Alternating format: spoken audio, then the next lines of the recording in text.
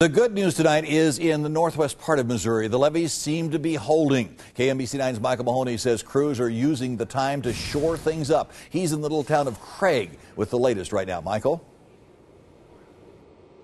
Actually, Larry, we have moved. Welcome to Nebraska. We are in Rouleau, Nebraska, and that is the Missouri River at flood stage. And on the other side of those trees is the state of Missouri, which is where, Larry, we're going to take you right now. Craig is a little town of 300 people in the river bottoms where floods are no strangers. Here, come, give us some bags open, bags. Inmates from St. Joseph are in Craig now, filling sandbags. Remember, this is a real little town. We've had them years past. Ever since 2000, we've had inmates here helping us with different projects off and on. These are low-risk inmates on short sentences that have been cleared for this detail. Some of them bag the traditional way, and the Corps of Engineers has provided a bagging machine. City Hall calls all this preventative.